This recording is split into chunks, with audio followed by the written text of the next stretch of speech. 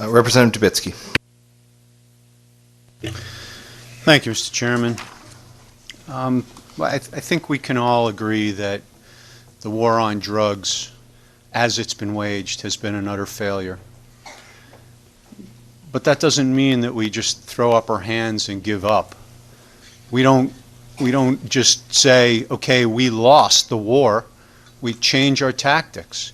We change the tactics so we don't have the collateral damage of neighborhoods and communities being decimated and over-incarceration of black and brown people because of illegal marijuana. We change the way we do it. We don't just throw up our hands and say, we lost, therefore we're going to allow everybody access to the thing that everybody agrees, or most people agree, is not a good substance for people. We've had virtually every medical person who's come to testify before us say, this stuff is not good, especially for children, and children are going to get access to it. I have not heard anybody address those problems. I have not heard anybody dispute the science behind the effects that marijuana has on children. And children, under some definitions, goes up to 25. There are major problems with legalizing marijuana that nobody is addressing. We're not even talking about them. We're just, I have this sense that people see the dollar signs and they see another intoxicant and they see legitimately a way to prevent or avoid some of the damage that the war on drugs, as we have previously waged it, is having, the effects that it's having on communities. But we can address those effects without having a free-for-all with marijuana. And before we legalize it, we need to address those issues. And I sense that we have not addressed any of those issues. In some cases, we're just ignoring them.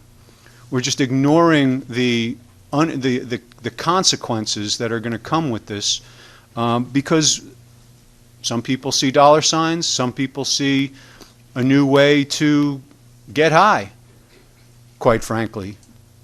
I also sense that this whole industry is going to be dominated by large corporations, out-of-state corporations, and any possible benefit to the state is going to be lost. Are small farmers going to be involved? I don't think so.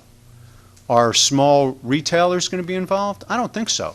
The cost, the threshold to get involved is going to be so high that only major corporations are going to be involved in this. And that's not going to bring us any benefit. Even if it brings us some tax benefit, ultimately, what we will be doing is we'll have legal marijuana that's heavily taxed, and we'll have illegal marijuana that's not. Well, where are the kids going to go? They're going to go for the cheap stuff. They're going to go for the untaxed, illegal, just like they're doing now. It's not going to help the situation. And what's going to be cheaper than highly taxed marijuana? Heroin, opioids. This stuff is going to come. These consequences are going to come with the legalization. We've heard testimony about what's happened in other places. I don't think we're addressing those issues at all. We're ignoring them.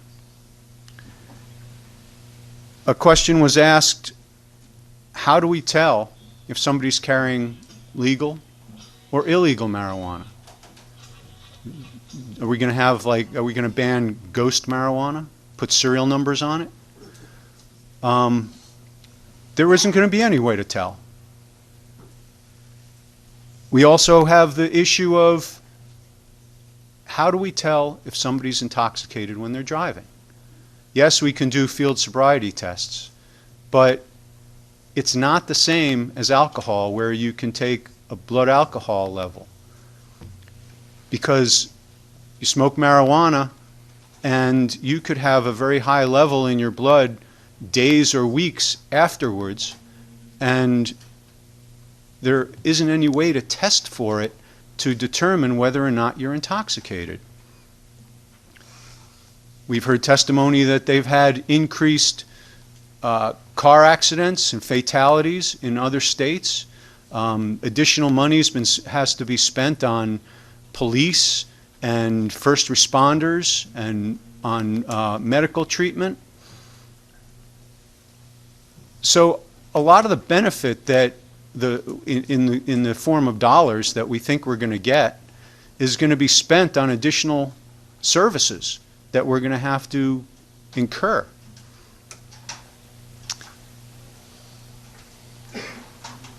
One of the things that we talk about a lot in this building is the unintended consequences of bills that we pass.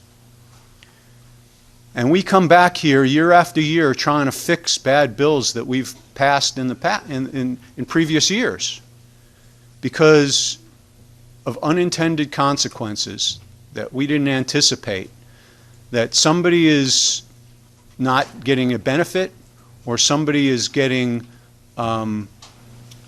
or somehow we've got a consequence that is detrimental to the state that we come in and try to fix. But that is typically the unanticipated, unintended consequences. In this instance, we can anticipate almost all of them. We know what the consequences are going to be. We're just ignoring them. And we're ignoring them because we want tax dollars and we want it to be easier to get pot.